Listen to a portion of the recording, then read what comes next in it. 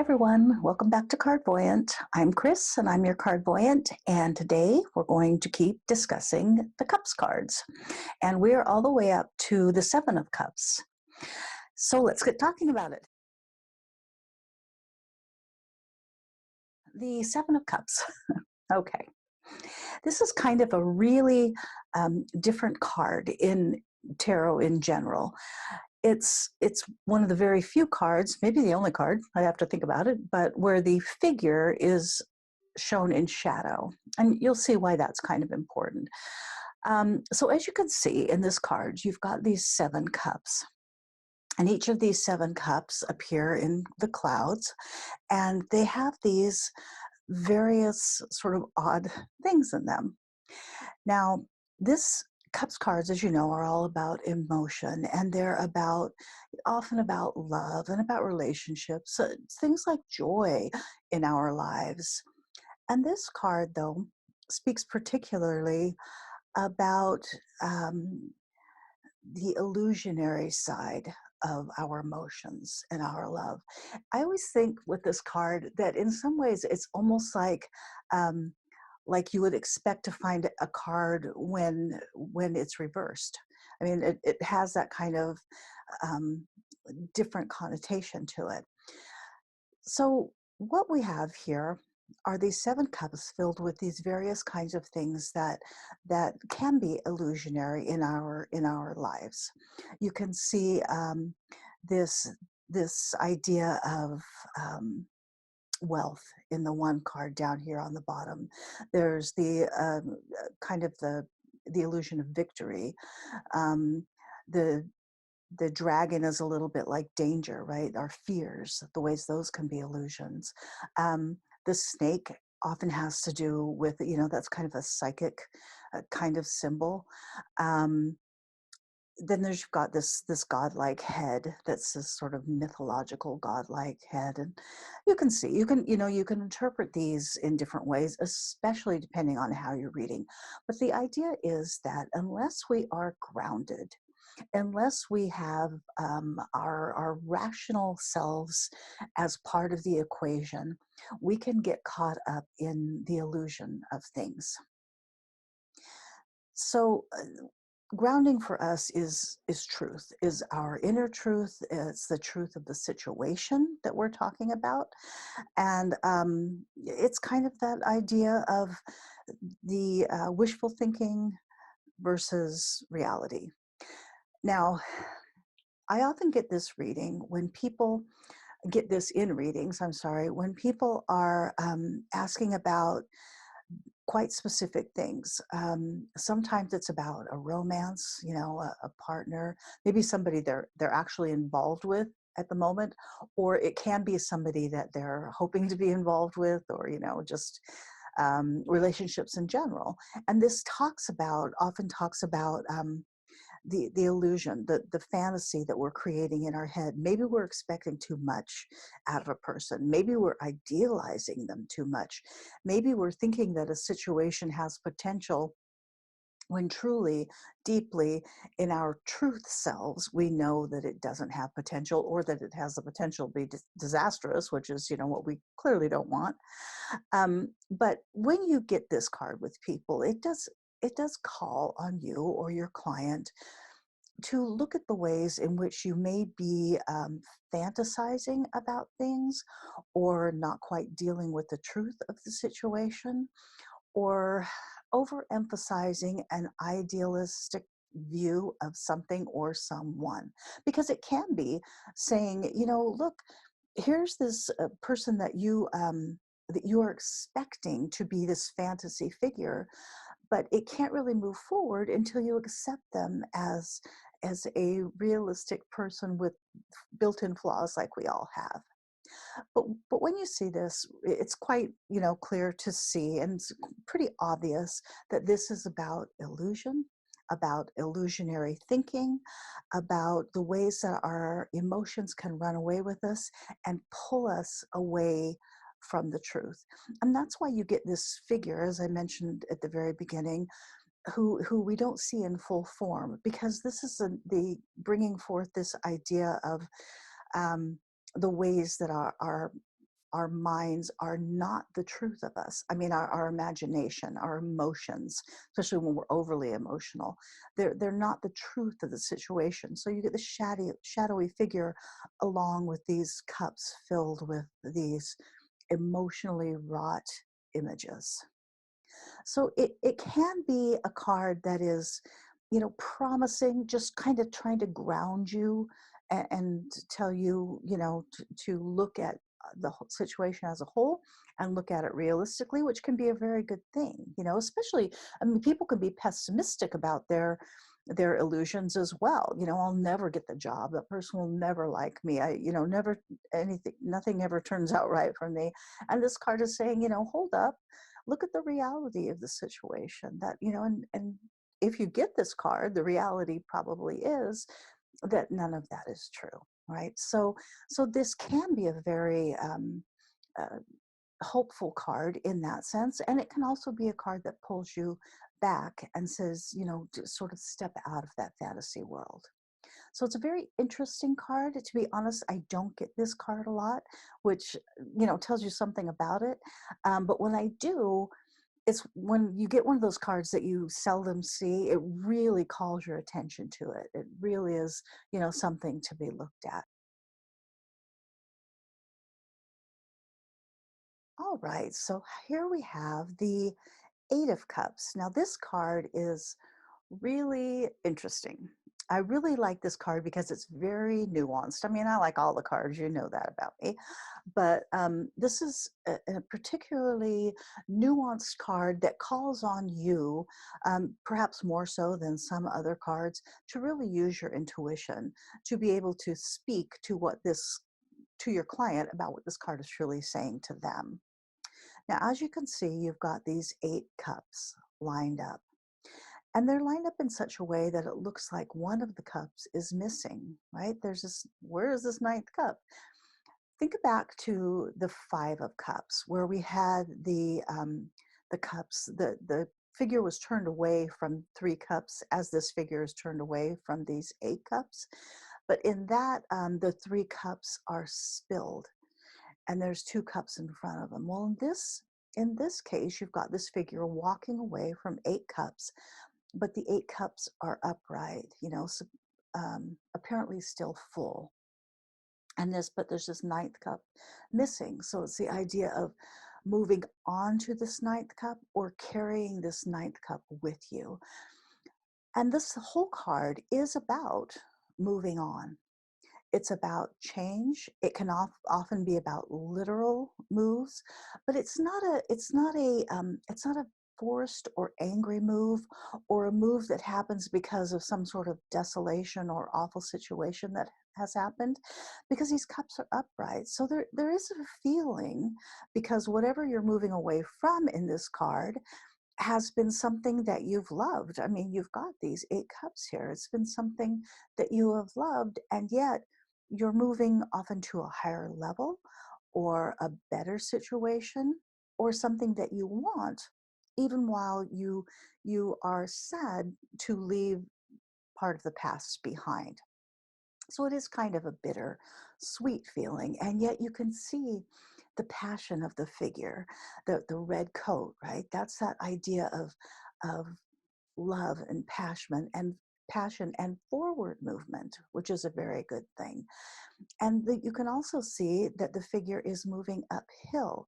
And that doesn't necessarily mean an uphill battle. Rather, it means rising above things, right? So it's this very hopeful in a way, even though there is this sense of a little bit of a loss or a sadness in the things that you are leaving behind. So I will often get this Eight of Cups cards when I'm actually talking about somebody moving on. Sometimes it's a job, moving up or away to a new job. And it's not that you hated the job that you had, but that you're moving to a new level, to a better position. This is sometimes about relationships. Maybe you've left a relationship and it's for various reasons, but you don't hate the person that you've left, or the persons, or the situation that you've left. You're moving on. It can be about a literal move, like, I'm changing neighborhoods, or cities, or towns, or countries, but I don't hate where I came from. In fact, I loved it. It's just that I need to go to this new place or this new situation. And that's why you get the red, this hopefulness of it. Now, I know that this card can feel a little bit um, like when you turn it over, you might think that because of there's a little bit of darkness about it, the blues, and that feeling of being a little bit blue. But that really has to do more with introspection. You can see in the card the moon, what you think of as the moon, which is actually the moon, which is actually an eclipse. The sun is behind the moon, and the moon is moving in front of the sun. We know that the moon card, that the moon in general, is all about our inner selves, about sometimes our intuition, our psychic selves, the deepest part of ourselves. And this card talks with the moon, moving in front of the sun.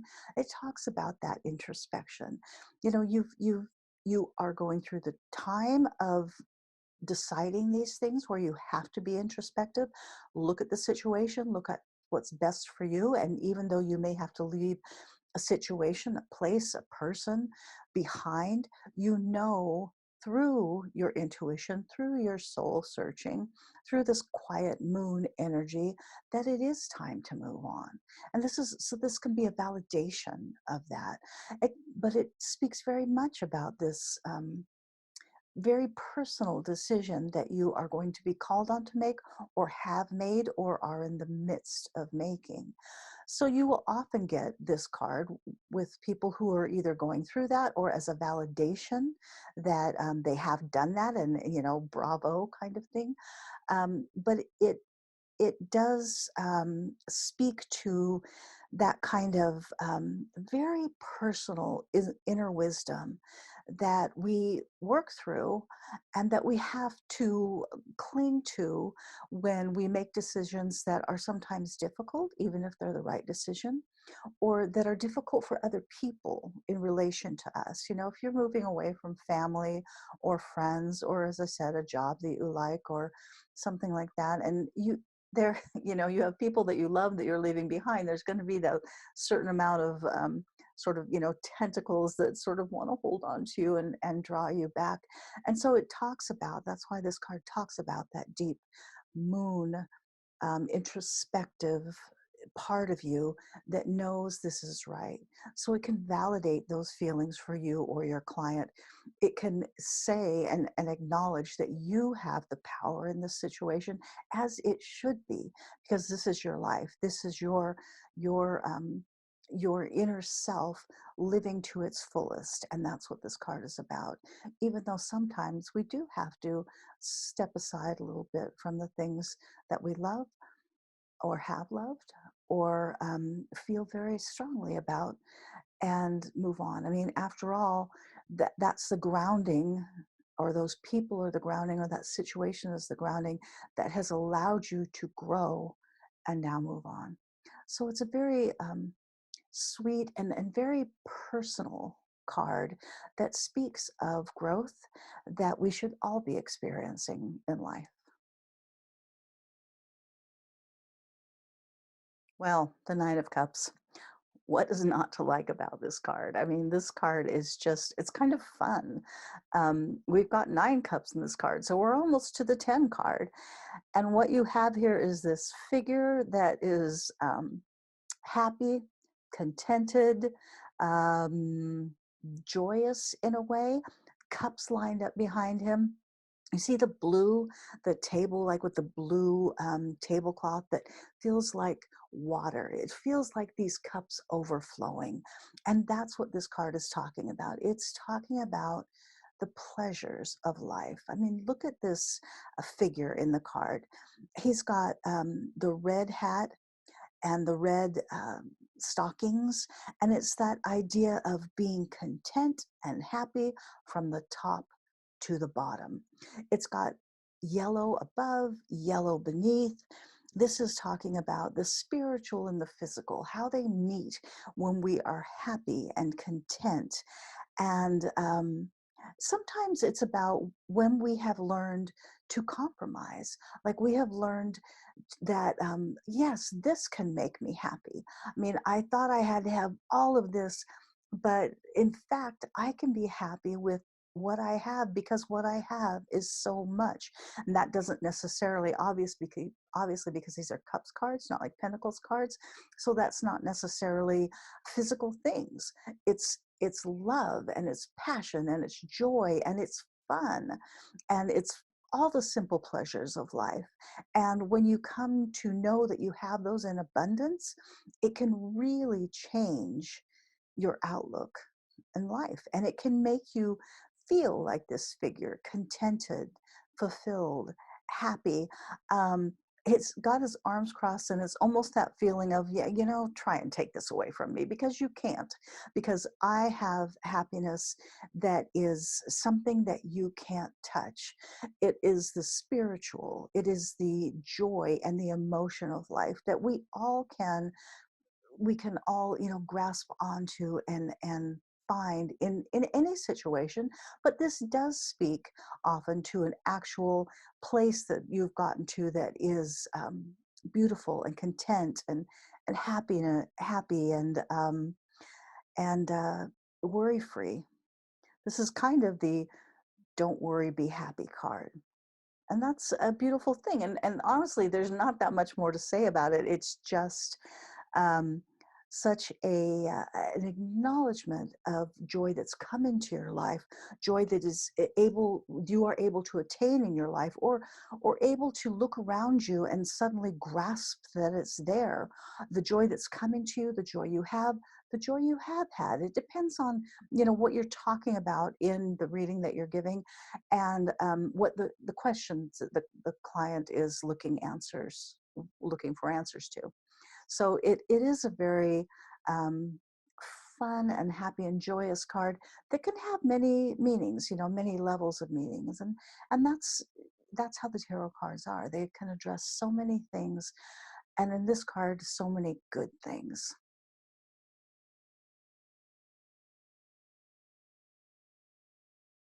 Well, here we are, the last of the numbered cards, the 10 of Cups. Now, look at this card. It's just amazing. This is very much the happily ever after card. I mean, look at these 10 cups lined up in this beautiful rainbow and the happy figures below, the green grass, the home in the background, the beautiful water. I mean, this card is all about, those all these cliches, the pot of gold at the end of the rainbow, home is where the heart is, happily ever after. I mean, that's all the things that this card speaks to. You can see that you've got these two figures, this couple here, and they're looking up and looking at the rainbow. They've kind of had to step back to even see everything, all the joy that they have in their lives, all the love that they have in their lives, all the bounty of life that has been afforded them. And then you've got these children down here dancing, and the children aren't looking up, because this is talking about the innocence of childhood, how as children we expect life to be joyous and happy. It's just what we assume is our natural state. And so the children are not in need of looking up and noticing all this. It's their natural joyous state. um, this card is often, and in readings you'll often get it talking about that kind of contentment, that family kind of contentment. I've had many clients over the years who have asked, will I ever find this person? Will I ever have a family? Will I ever, know this kind of familial joy that I would like to have? And if this card turns up, it's like, I mean, that's quite an answer. I mean, this is a beautiful card, a beautiful card to receive in answer to that question. Um, you often get it about all of these things that relate to those kinds of big feelings, whether it's friendship, whether it's family, whether it's home, tenderness, passion, all of these very joyful and joyful things in life.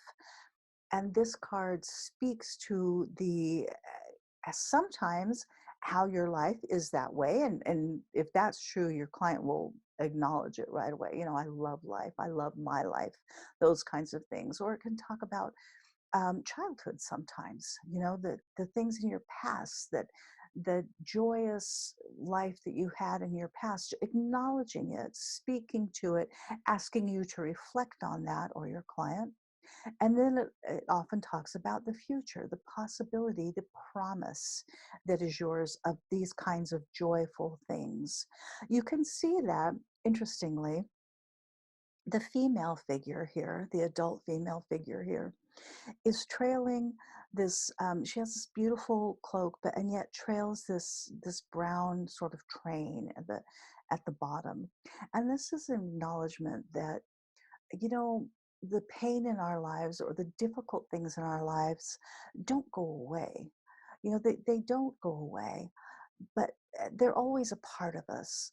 But they can lead us and help us to understand true joy when we come to it and when we find it.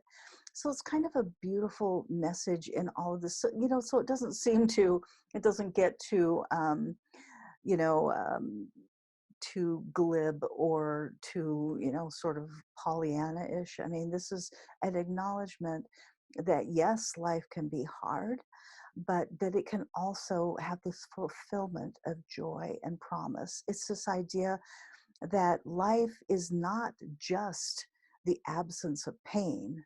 Life is the fullness of joy, and we're all not only allowed to have that, but we are all supposed to have that. Joy should be the natural state of our lives, and I know that's obviously not always true. Sometimes it doesn't even feel possible, but this card is telling you that it is possible. It's this beautiful possibility, and it's this beautiful inevitability. If we can sort of tap into that, if we can allow ourselves, like the Nine of Cups that we just saw, to understand what true joy and happiness entails, and that it's within all of us, and that the possibilities are there for all of us. So it's a beautiful card to get. It's an amazing card to get when people are, so worried about the future. And will I ever have? Will I ever know this? And this is such a beautiful card to get, such an assuring card to get. And it's also a card of, as I said, of remembrance and of our lives right now. And if you get this Ten of Cups about your life right now, I mean, that's a beautiful thing. What more could you want? I mean, that is a beautiful, wonderful acknowledgement, not only of your life, like the way it is, but your understanding of what brings true happiness in life. That's a beautiful thing. So there you have it. We're done with the numbered cards in the Suit of Cups. So next we will move on to the face cards, and then we're done with the cups, and then we're actually done. We'll have a complete tutorial on all of the cards. And from there, we'll talk about a few other things. I've got several topics that people have written to me about that they would like to know about. And I mean, we could just go on and on, but we'll cover some more of the basics. People have asked about different kinds of decks. People have asked about shuffling. People have asked questions about symbolism, about spreads, about reverse cards. I mean, there's so much that we can talk about, but hopefully it'll be all fun and we can learn stuff, and we'll be able to really start to better use this tool of tarot. And that's what we're all about here, using tarot to tap into our own clairvoyant nature. And that's why I'm your Cardvoyant Kris. And I'm very happy that you're here. I hope that you'll subscribe. Let me know any questions that you have, and we'll try to address them in upcoming videos. And so until next time, when we talk about those last four cards in the Suit of Cups, I'm Kris, and I'm your Cardvoyant, and see you later.